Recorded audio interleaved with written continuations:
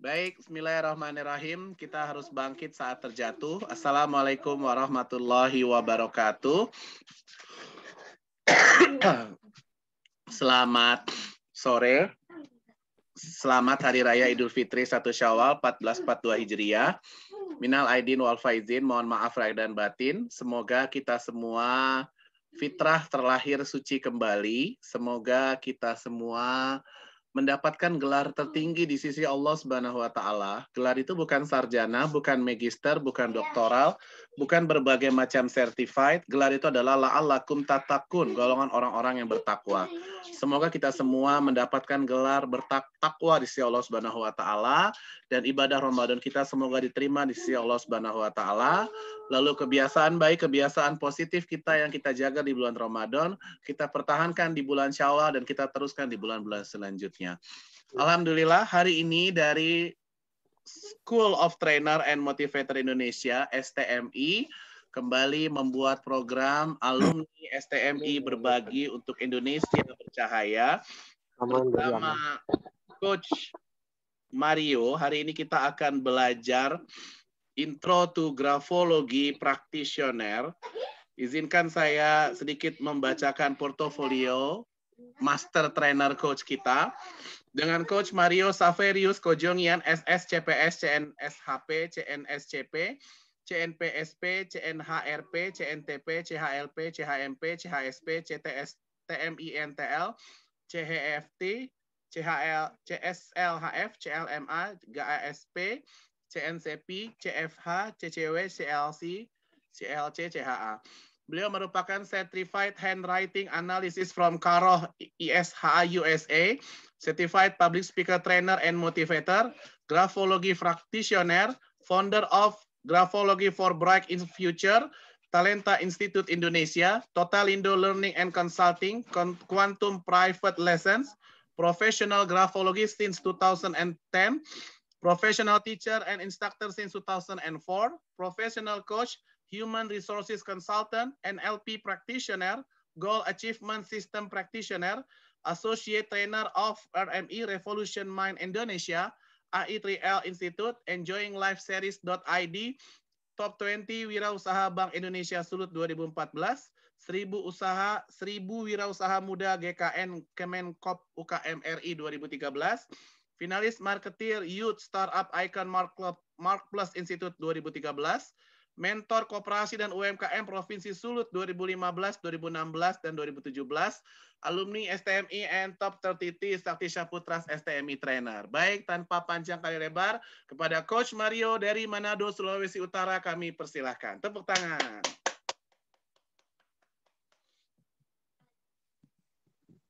Audionya Coach Mario.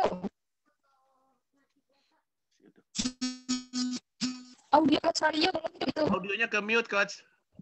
Ya, oke. Selamat sore. Thank you, Coach Saktis, Coach Vidya, sama juga teman-teman STMI ya. Senang sekali sore ini bisa ketemu teman-teman lagi di acara intro ya, Certified Graphology Practitioner. Para penggemar grafologi udah berkumpul ini, ada Coach Vidya dari Padang dan juga teman-teman semua di sini ya. Saya sebut satu-satu, siapa nih? Sutrianto ya, Amin, Muhammad, Terry, Rahmat, Silviana, Andi, sama yang siapa ini Galaxy 7 ini. Ya, oke. Teman-teman, tanpa panjang kali lebar, kita langsung masuk aja ya.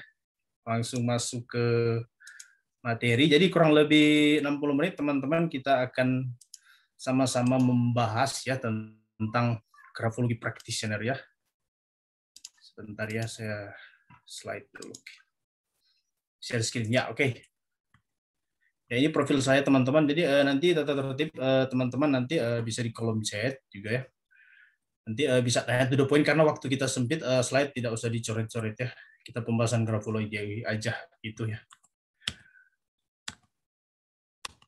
Oke, teman-teman, kurang lebih 60 menit ke depan kita akan membahas 3 topik ini. Jadi ada intro to grafologi ya. Jadi pengenalan terhadap grafologi.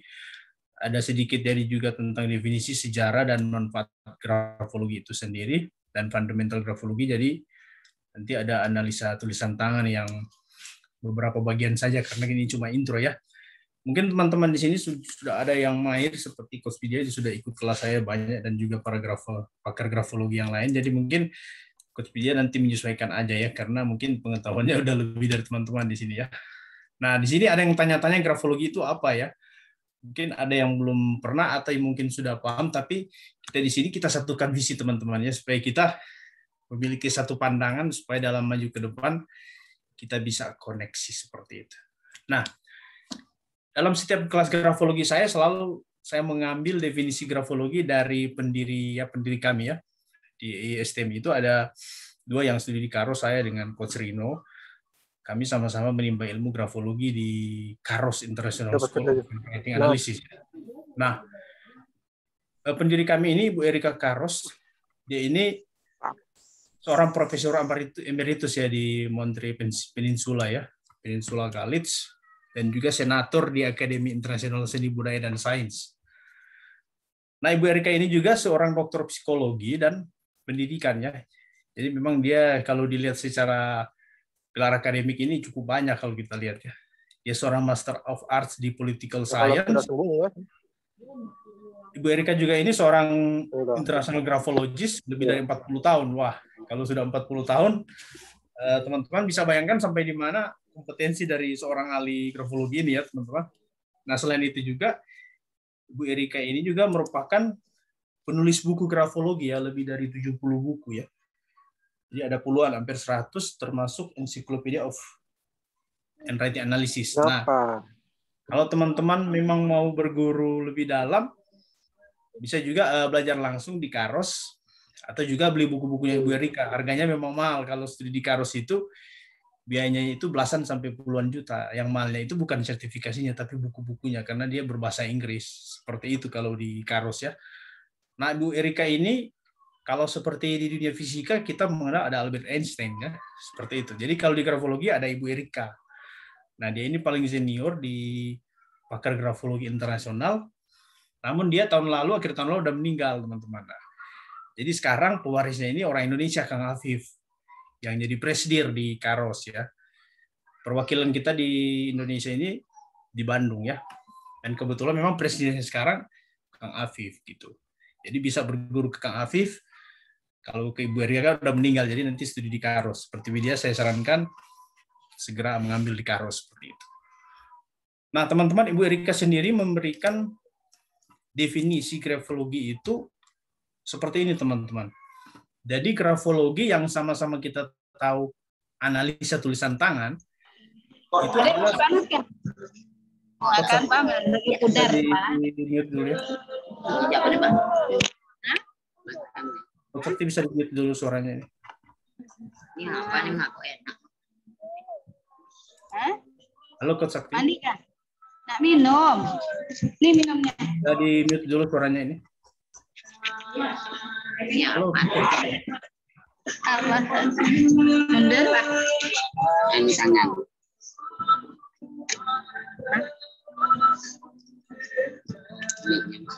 Halo Coach Sakti, bisa di-mute dulu? Ya, oke. Ya. Jadi menurut Ibu Erika, grafologi atau analisa tulisan tangan itu merupakan salah satu sistem hasil penelitian ya. Jadi ini hasil riset yang sudah tervalidasi untuk menggambarkan kepribadian seseorang melalui analisa tulisan tangannya. Nah, ini hasil riset teman-teman, bukan sebuah opini ya. Nah, setiap pikiran manusia itu mengandung perpaduan. Jadi perpaduan itu semacam kombinasi ya, karakter dan akumulasi pengalaman hidup yang unik dan sangat kompleks. Nah, jadi semua pengalaman hidup seseorang itu kalau dianalisa lewat tulisan tangan itu sangat memungkinkan ya. Jadi mungkin ada seseorang yang dulunya ingin bunuh diri seperti itu. Ada seseorang yang menyimpan semacam kepahitan bertahun-tahun, itu bisa terlihat dari tulisan tangan. Nah, ini definisi yang disampaikan oleh Ibu Erika. Nah, tulisan tangan itu sendiri mencerminkan hal ini ya, dengan terus berevolusi secara konsisten. Nah, seperti itu. Jadi evolusinya itu konsisten terus-menerus. Nah, tidak ada 2 sampel tulisan tangan orang yang sama. Nah, maksudnya seperti ini. Sekalipun seseorang itu memiliki karakter atau latar belakang yang sama, meskipun mereka anak kembar, jadi pasti ada satu sisi bagian karakter yang berbeda, begitu teman-teman. Nah, jadi misalnya kalau dalam alat deteksi seperti itu, alat tes kepribadian, grafologi itu berbeda dengan astrologi seperti yang dituduhkan oleh beberapa pihak bahwa grafologi itu seperti astrologi, jadi efek Banum. Jadi astrologi itu beda teman-teman, namanya juga astrologi, grafologi itu beda. Jadi kalau astrologi itu misalnya seseorang berzodiak Aries, itu otomatis misalnya jutaan orang di seluruh dunia itu yang Aries, karakternya itu sama, disamaratakan. Nah kalau grafologi tidak. Meskipun dia dua orang kembar, itu pasti sampel tulisannya tidak sama, berarti karakternya tidak sama. Nah grafologi tidak menggunakan tanggal lahir. Astrologi itu yang pakai tanggal lahir. Kalau astrologi dia bisa memprediksi sesuatu apa yang akan terjadi pada seseorang lewat pergerakan bintang. Apa yang akan terjadi pada seseorang di masa depan. Kalau grafologi dia tidak memprediksi masa depan seseorang, tapi dia membantu seseorang untuk merancang masa depan seperti itu. Nah, itu ada traits-traitsnya.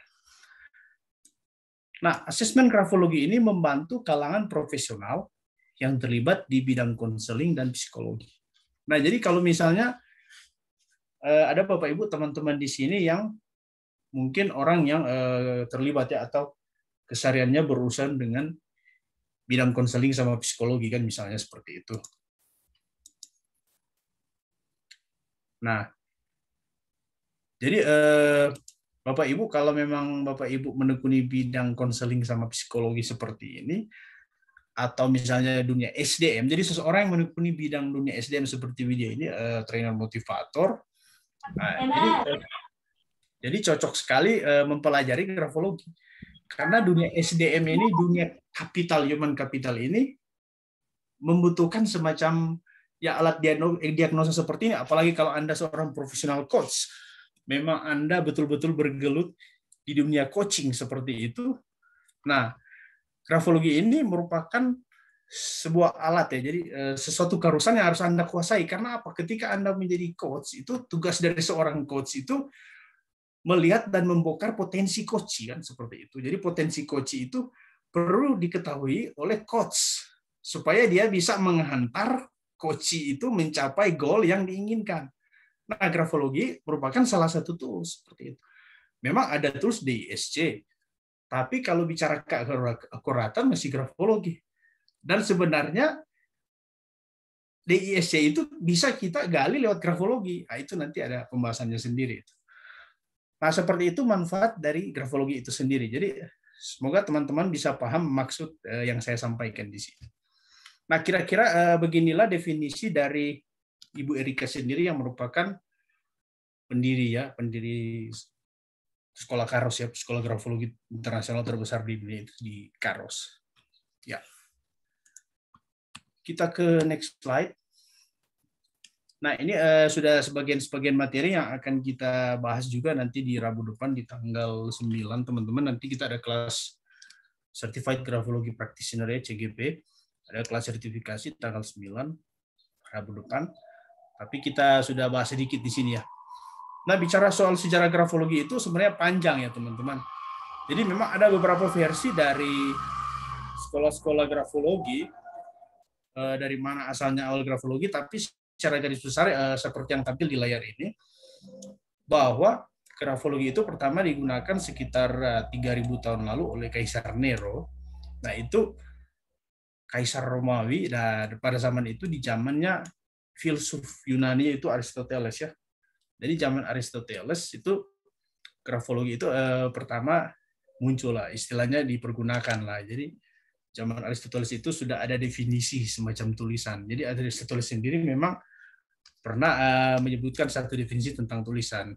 Nah, karena keterbatasan waktu, nanti kita akan bahas di tanggal 9. Nah, kalau di grafologi modern ini, tahun 1622 ini Camillo Baldi, seorang fisikawan Itali, dia menulis bukunya yang pertama ini, buku tentang grafologi ya. Jadi judulnya How to Judge the Nature and the Character of a Person from His Letter. Nah, ini. Jadi bagaimana menganalisa, menjudge di sini sisi alami dan karakter dari seseorang dari tulisan tangannya. Ini 1622 itu oleh Camillo Baldi ya, seorang fisikawan Itali. Memang ini juga banyak di bagian Eropa ya yang penyebaran grafologi kalau kita lihat sejarahnya. Nah, di Jerman sendiri pada tahun 1800, para grafolog di Jerman ini sudah mendirikan German Graphology Society seperti itu. Jadi ada semacam komunitas grafologi di Jerman. Nah, 1800 sudah ada. Nah, kalau Indonesia sendiri sebenarnya sudah mulai menyebar ya, seperti di Karo sendiri juga banyak master grafolog seperti Deborah Dewi juga, dia masuk di American Association. Jadi kalau Deborah Dewi itu sebenarnya kepakarannya di grafologi itu sudah global expertise seperti itu. Nah, ada juga banyak grafolog lain seperti Bayu Lutfianto. Nah, itu mereka juga senior master grafolog ya. Jadi Sabta Dwi Kardana seperti itu, Ruli Renata itu mereka sangatan dengan Kang Afif waktu studi di Karos. Nah, banyak juga. Nah, nanti juga kita bisa bikin komunitas grafologi, teman-teman, supaya kita bisa saling menopang perkembangan grafologi di Indonesia.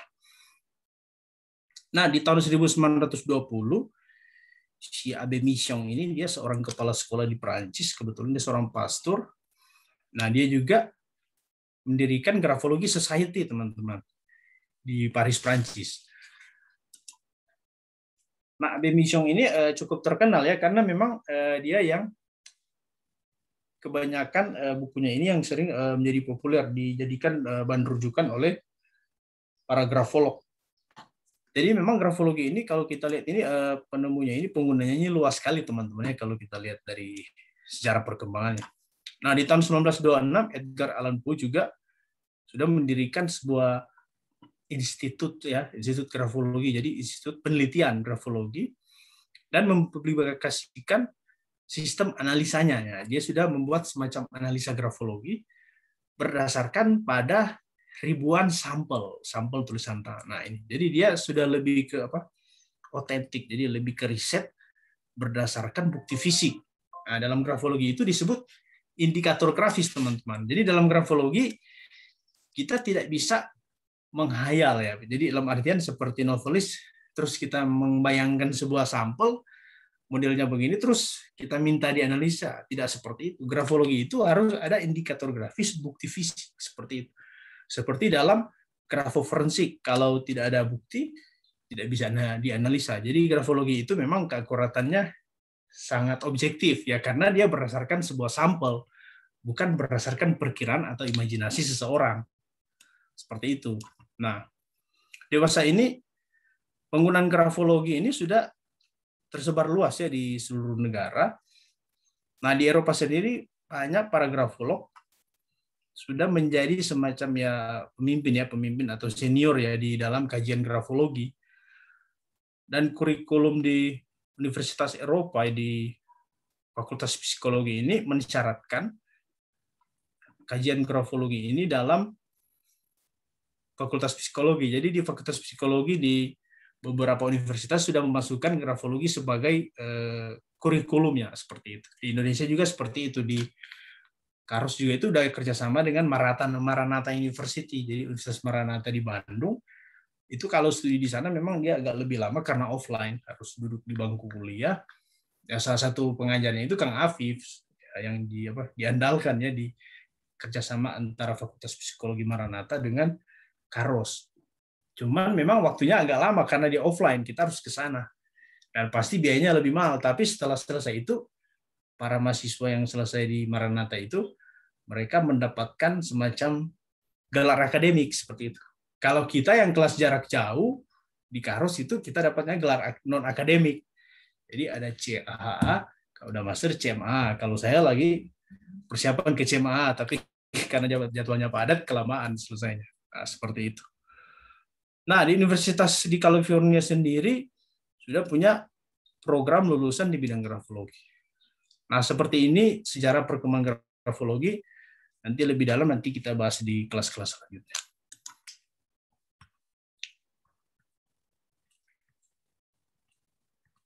Nah, kita bahas, teman-teman, di sini siapa saja yang dapat mempelajari grafologi dan apa sebenarnya manfaat grafologi itu sendiri.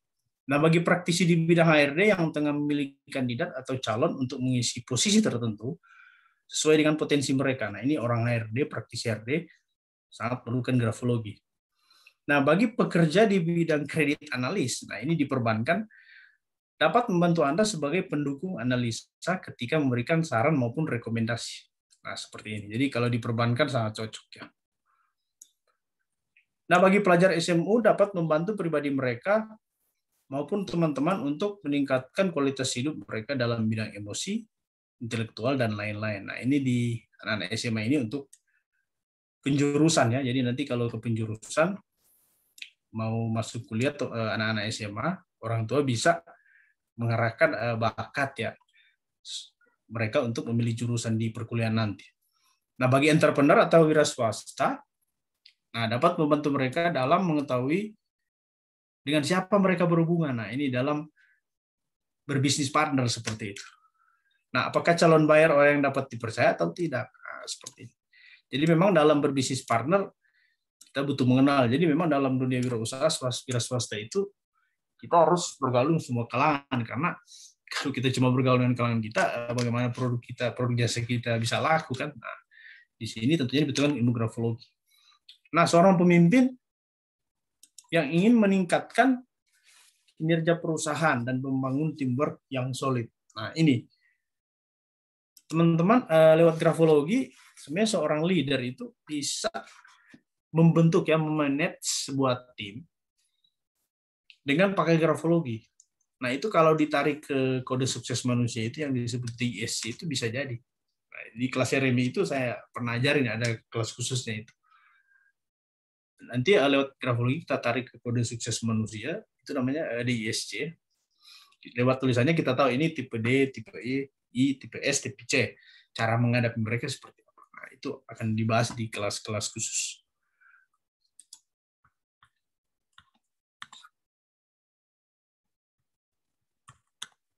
Oke, teman-teman kita lanjut. Nah, ini juga manfaat grafologi bagi para pendidik ya. Jika Anda guru, dosen, staf pengajar, dan berbagai kalangan yang profesinya berhubungan dengan pendidikan, ini sangat penting untuk dapat mengarahkan siswa sejak dini sesuai potensi masing-masing yang mereka miliki dengan mengetahui karakter, sifat, minat, dan bakat anak sejak awal agar mereka dapat belajar dengan lebih optimal. Nah, ini pengalaman saya dulu menjadi guru itu dari 2004. Kalau sekarang ya udah 17 tahun, jadi 2004 masih mahasiswa saya sudah mengajar ya.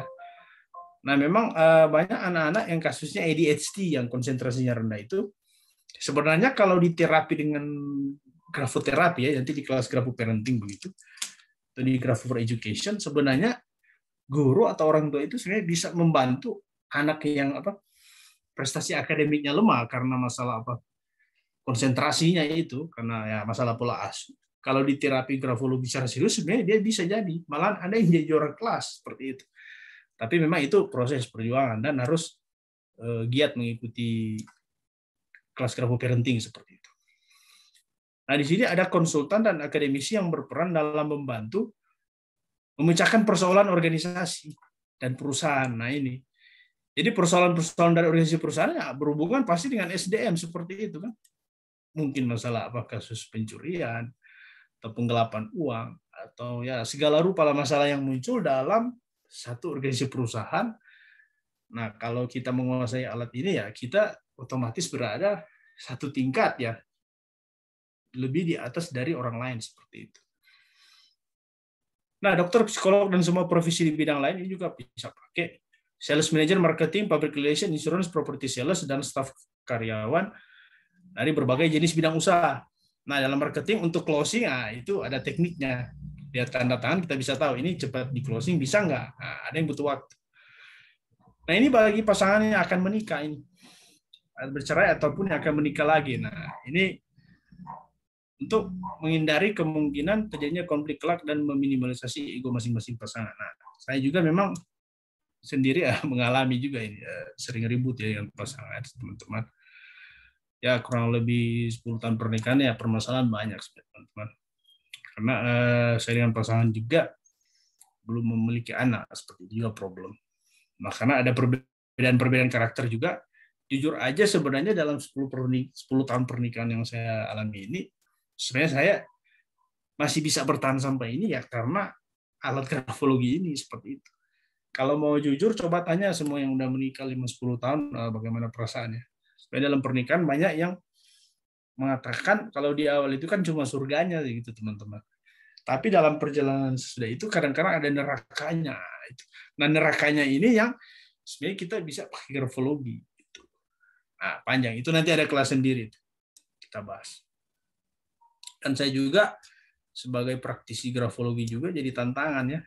Apakah saya betul-betul menggunakan ilmu ini atau juga malahan mungkin saya sendiri yang mengalami kesulitan di lapangan. Nah, semua orang apapun ilmu yang dia kuasai tergantung bagaimana dia cara menggunakannya seperti itu teman-teman. Jadi ibarat orang menggunakan NLP, jadi itu seperti menggunakan pisau ya. Jadi pisau itu kalau kita gunakan positif, dia bisa digunakan di dapur ya. Untuk misalnya memotong daging atau memotong sayur seperti itu. Tapi kalau kita salah pakai bisa menusuk diri sendiri atau orang lain seperti itu teman-teman. Nah, bagi orang tua yang ingin memantau perkembangan anaknya ini, jadi grafoparenting saya sebutkan tadi bisa pakai grafologi. Itu nanti ada kelas khusus. Jadi tahapan-tahapan bagaimana seorang anak itu bisa menulis ya dari usia begini, usia begitu. Jadi nanti itu akan dibahas khusus di kelas khusus grafoparenting. Seperti apa anak-anak mencoret-coret. Nah,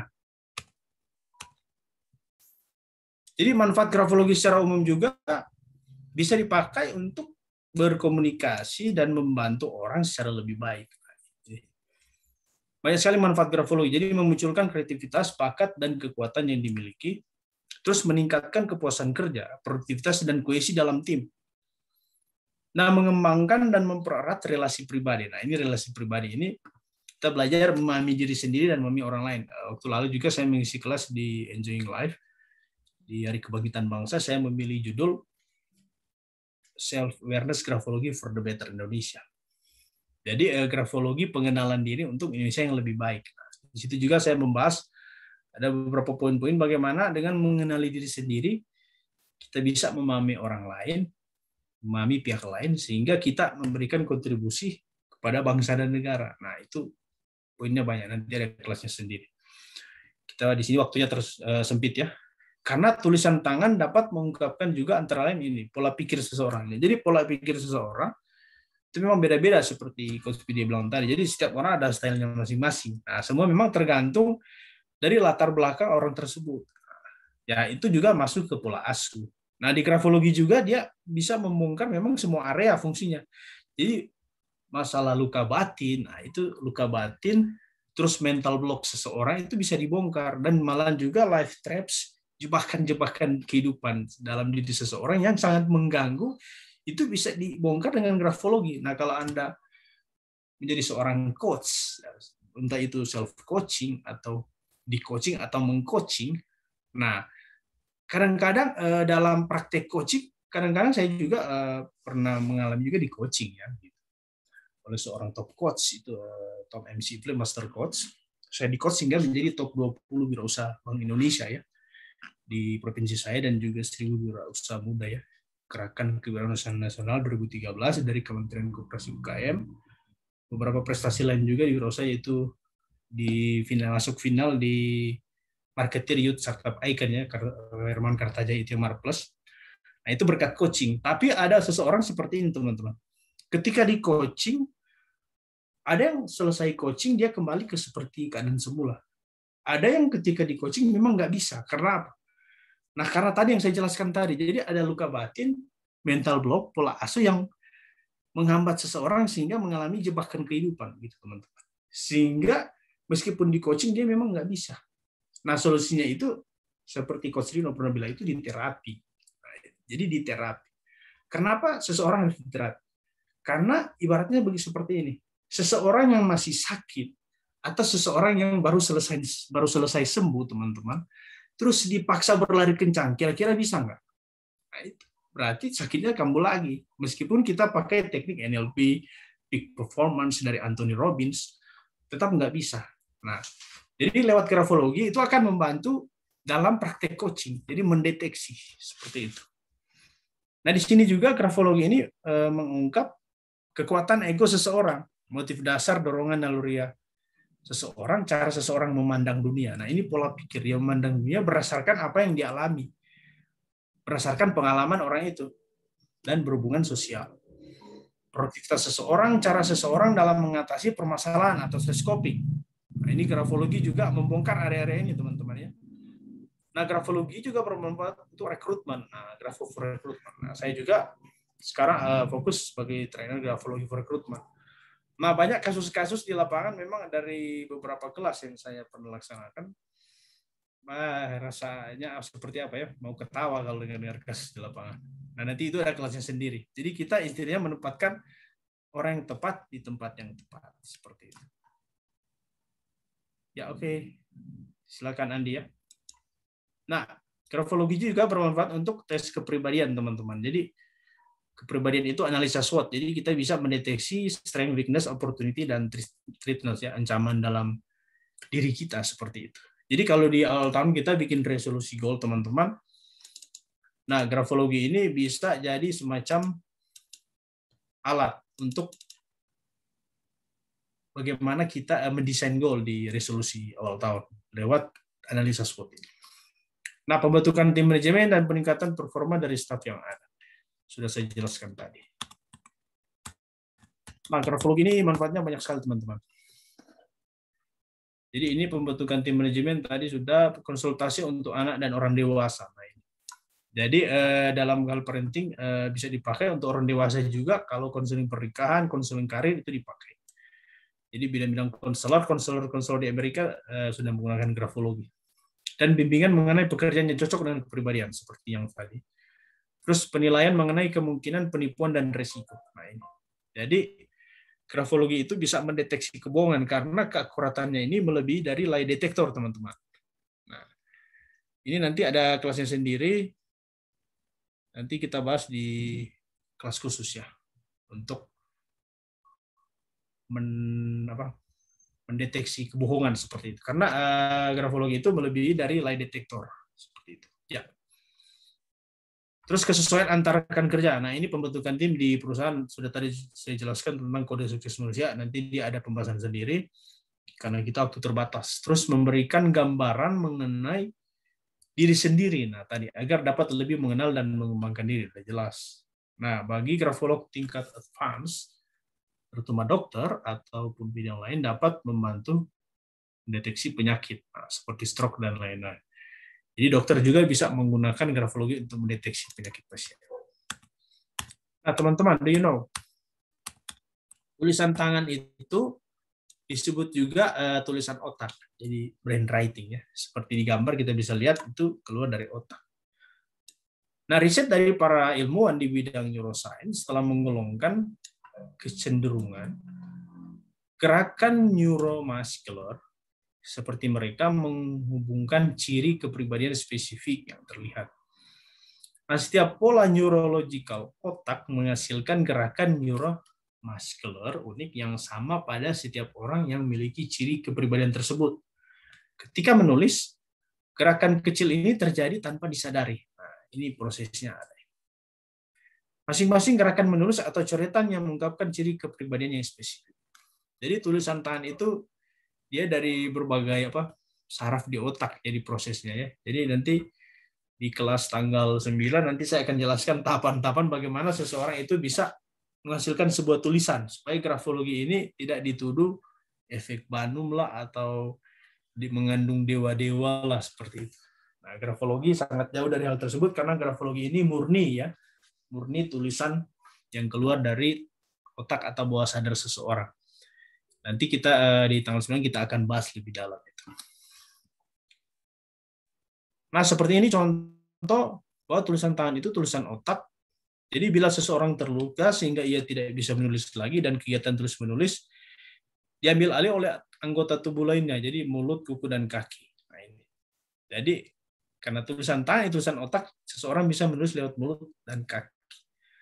Maka hasil goresan khas dalam tulisan akan mempunyai ciri khas yang sama dengan tulisan sebelum tangannya terluka. Nah, namun jika kerusakan terjadi pada otak seseorang, pasti akan terjadi banyak kemampuan menulis yang juga akan hilang.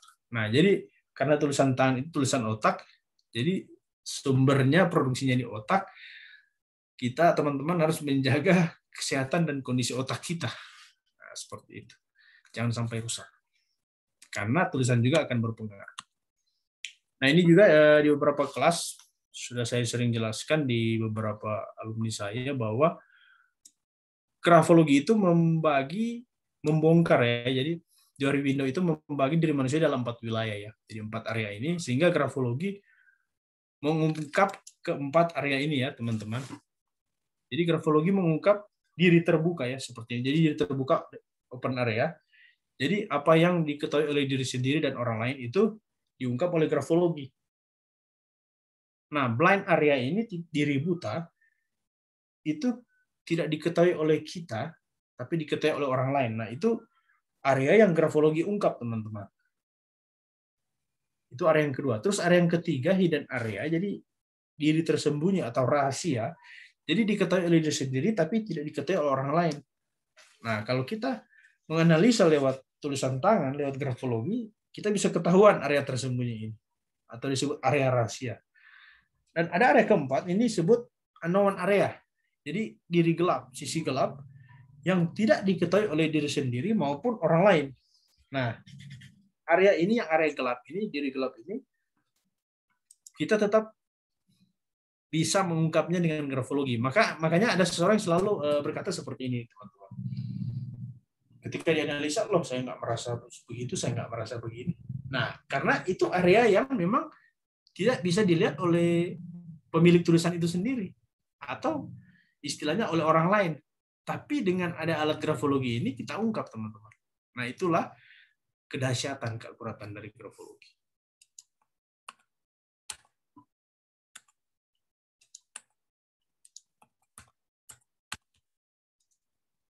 Oke.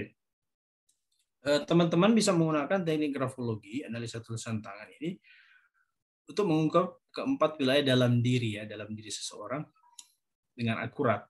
Termasuk ini pola pikir, antusiasme, tekad, ketekunan, sehingga akan membantu teman-teman dalam merencanakan masa depan yang lebih cerah. Nah, ini. Dan percepatan pencapaian goal di setiap tahun. Nah, itu ada kelasnya sendiri, grafologi for the bright future. Nah, tahun 1930 dari riset dari Harvard University membuktikan bahwa tulisan tangan adalah ukuran yang signifikan dan akurat mengenai kepribadian penulis itu sendiri. Nah, hasil riset menyatakan akurasi analisa tulisan tangan ini mencapai 90%. Nah, itu riset dari Harvard University, universitas nomor 1 di dunia, di US. Nah, ini riset, bukan opini ya. Riset dari keakuratan grafologi. Nah, dari pengalaman para grafologis atau profesional handwriting analis sendiri, seperti saya dan teman-teman ya, Richard Alfandi dan juga trainer grafologi yang lain, dalam memberikan analisa tulisan tangan, banyak para klien memberikan pernyataan akurasinya di atas 95%, dan tak jarang yang menyatakan tepat 100%. Nah, ada teman-teman saya di Enjoying Life Series, beberapa coach trainer, mereka life coach, master termasuk trainer NLP, mereka biasa mengcoaching orang.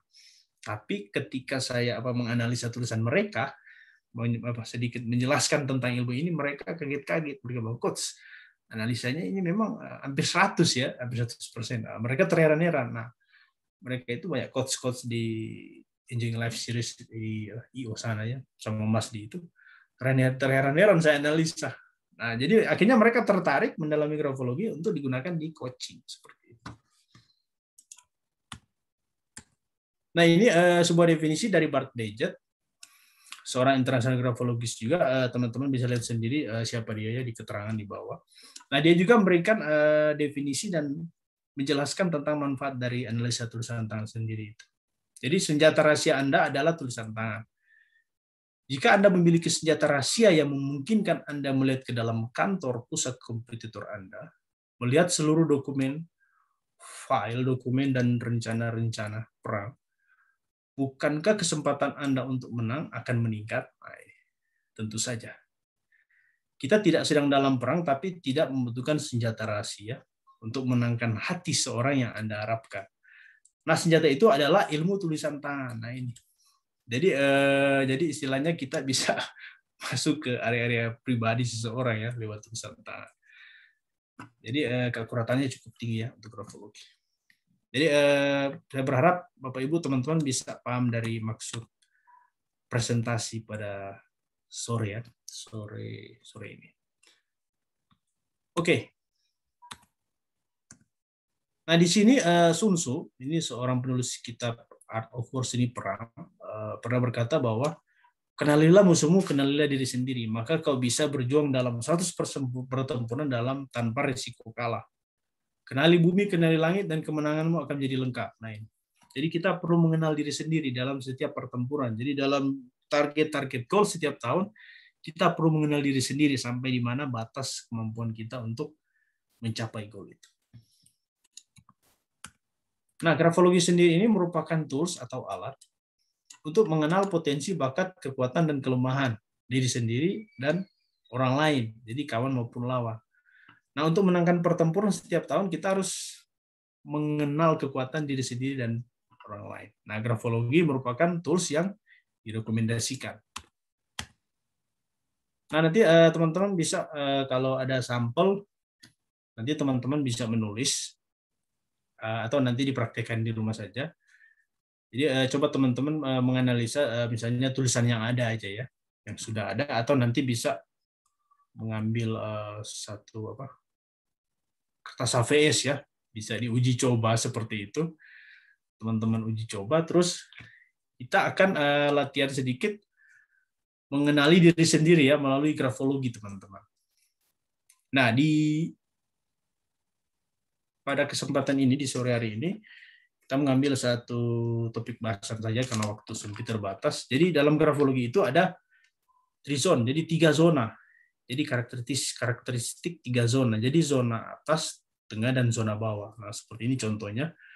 Kalau di baseline, nanti coba teman-teman ambil satu sampel, bisa sampel sendiri atau sampel anak atau sampel istri, suami, atau sampel teman kerja ya. Kalau Anda di HRD ya Anda bisa ambil sampel karyawan Anda.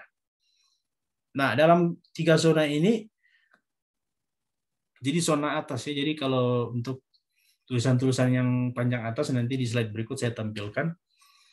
Ya ini membahas area imajinasi seorang. Jadi kalau tulisannya panjang-panjang atas seperti Soekarno itu ya banyak zona atas itu dia sisi imajinasinya tinggi, intelektual ya. Kita tahu sendiri dari proklamator kita itu seperti apa ya, barusan kan hari lahirnya Pancasila. Jadi dia bisa memikirkan ide ya, bagaimana Pancasila itu bisa ada seperti yang kita bisa nikmati sekarang. Nah itu karakter orang yang intelektualitasnya tinggi, kreativitas, spiritual, dan sisi masa depannya dia. Nah itu ada di huruf H, K, L, dan T. Nah kalau nanti di contoh sampel tulisan tangan dia banyaknya zona tengah.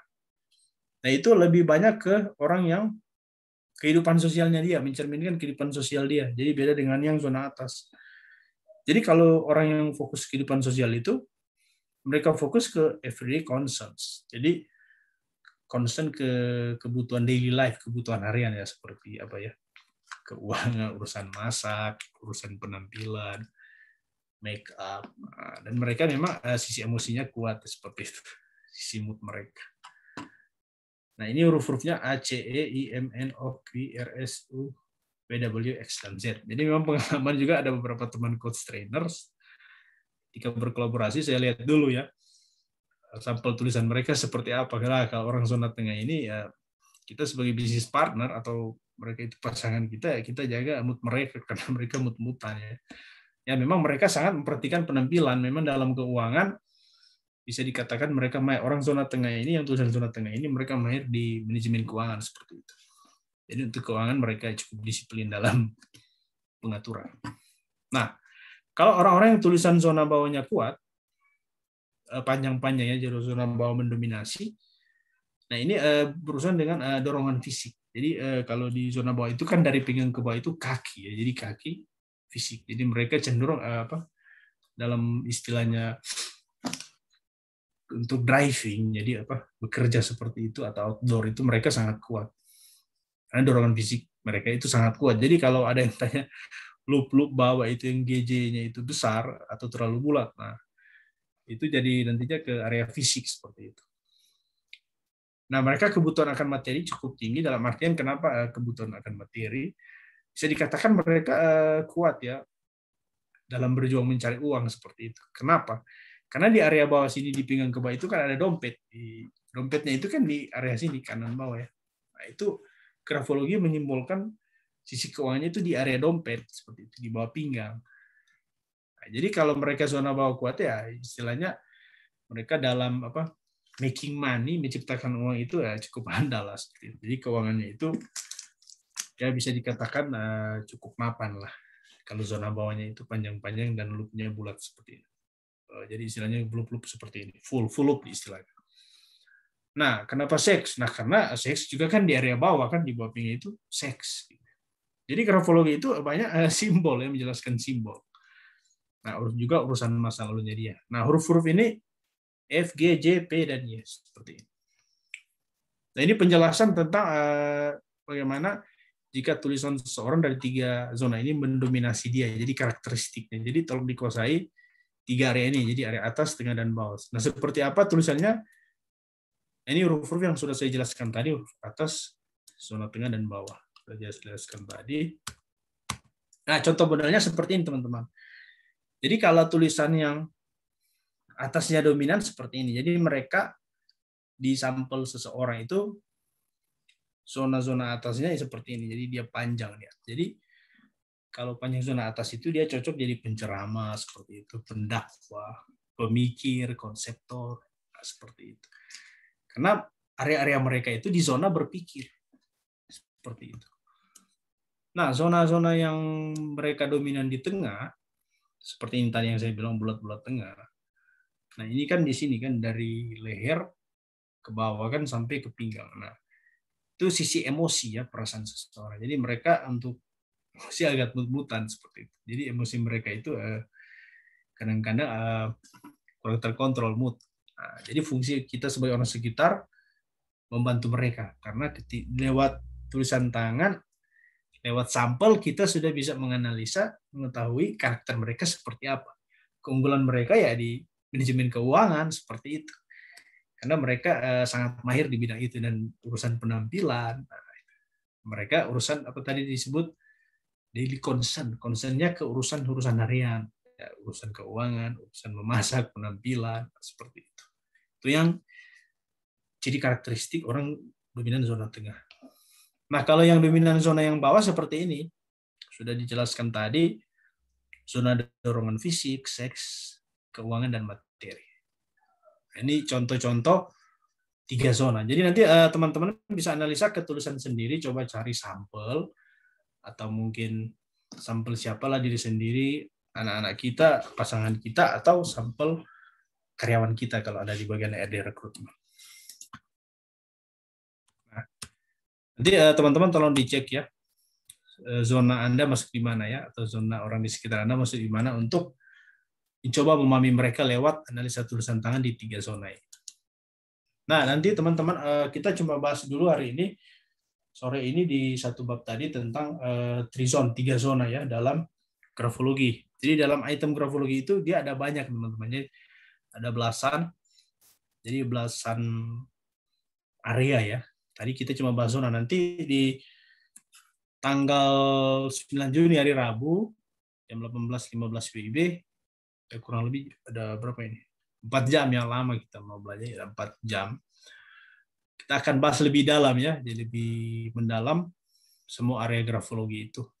Dan harganya ini cuma 99.000 jika cepat daftar ya, nanti daftar ke Coach Sakti ya, Coach Sakti yang sebagai IO dari STMI. Ini nomor kontak ya. Nanti teman-teman hubungi Coach Sakti aja, itu lebih jelas. Dan nanti akan kelas sertifikasi teman-teman selesai ikut ini dapat gelar Certified Grafologi Practitioner CGP ya, gitu. Nah, nanti di hari Rabu ini tanggal 9 kita juga ini batch 1 ya. Ini topik-topik yang tadi kita sudah bahas, definisi, sejarah, manfaat. Nah, kita akan masuk lebih dalam di dasar-dasar grafologi. Nah, ini 5 tahapan otak yang saya bilang tadi yang memampukan kita membuat tulisan tangan. Bahwa ini sebuah sisi ilmiah ya, bukan sisi yang dewa-dewa ya, seperti itu yang dituduhkan oleh berbagai pihak. Nah, kita akan bahas juga 4 area. Nah, tadi kita udah bahas 4 area dalam diri manusia yang diungkap oleh grafologi.